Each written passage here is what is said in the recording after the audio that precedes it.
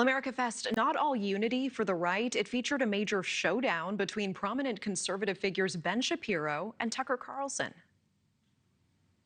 So, for example, if many speakers, including Tucker Carlson and others, get on stage here at TPUSA and claim, without proper evidence, that Jeffrey Epstein was running a Mossad rape ring being covered up by the Trump administration, they are not actually uncovering a conspiracy or effectuating a solution.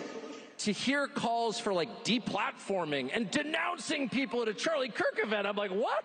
This is hilarious. Okay, so to discuss that and more, we're welcoming in host of Batya, which airs every Saturday right here on NewsNation. Batya Ungar-Sargon joining us tonight. Batya, it's good to see you again. And let's start with that showdown at the Turning Point event. What are your thoughts on these figures calling each other out? Is this the right place? Is it the right time in your eyes? Thank you so much for having me. It's a really important moment, right? Because Charlie Kirk built this amazing, amazing platform, Turning Point USA. He played a big role in getting President Trump over the finish line in 2024, especially with young people, especially with young men. But of course, he was taken from us. And since then, we're learning how many different factions he was actually holding together. And so we're starting to see those factions coming apart a little bit. It's very interesting because what Tucker Carlson said was, of course, wrong. Charlie was very principled. He would get questions from white nationalists at his events, and he would shut them down in no uncertain terms. He hated Nick Fuentes. He gave Dinesh D'Souza a hard time for having a debate, an actual debate with Nick Fuentes, who's a white nationalist, because to Charlie's mind, there was no value in that. So you can imagine what he would have said about Tucker Carlson giving Nick Fuentes such a friendly interview, opening the door for Fuentes into the conservative movement. And I think that was really Ben Shapiro's point, was to be a conservative is to have principles, and you have to be willing to stand for those principles. And when people aren't willing to stand for those principles, you have to be able to call them out. Yeah, what do you think Kirk would have thought of all of this? It's such a great question. I really hope that he's looking down and enjoying it. I think his widow, Erika Kirk, did a marvelous job pulling this whole thing off.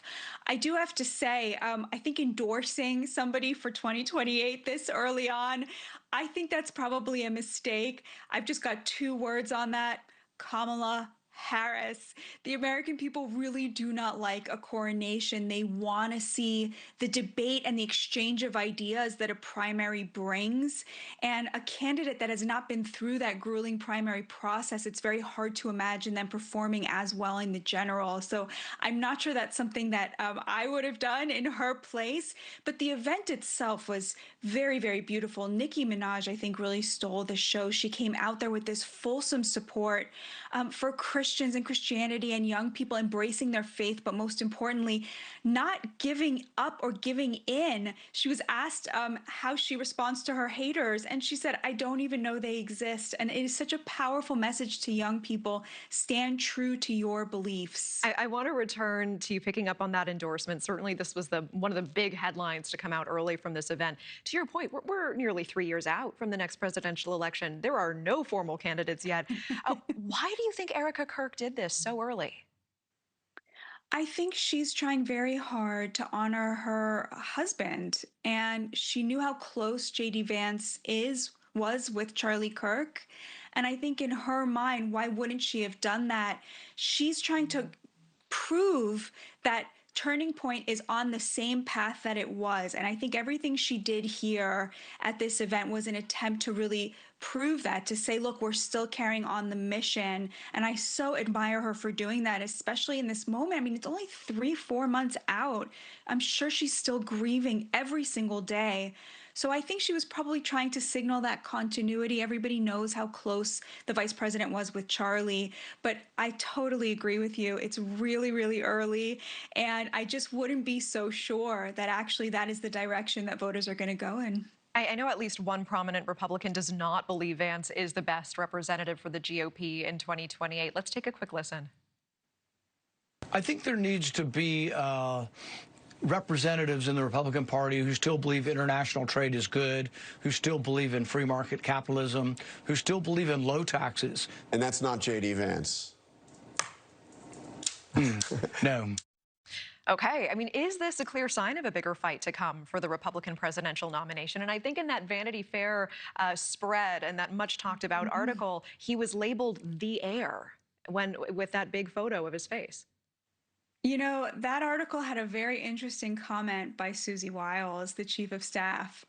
She said that she thinks that Vice President JD Vance's conversion to President Trump was a political act, whereas for somebody like Secretary of State Marco Rubio, she said he wouldn't have done it if he didn't believe it, and so it took him longer because he had to come around to it from a real position of belief. So that tells you what somebody very close to the situation thinks about the two of them. I will just say politics is about addition and not subtraction. And the speech that Vice President Vance gave today was very much leaning into America is a Christian country built on Christian values. Nobody should be ashamed to be white.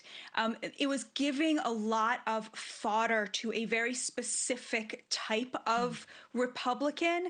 And the question is, can you build out from there and still say to Black Americans, Jewish Americans, this movement is the place for you in the way that I think President Trump did very, very, very convincingly. And I think the jury on that is very much out. Appreciate it, as always. Host of Batya, Ungar-Sargon, thank you so much. Have a great evening. Thank you for watching. Subscribe below and download our NewsNation app right now on your phone, and you will get fact-based, unbiased news for all Americans.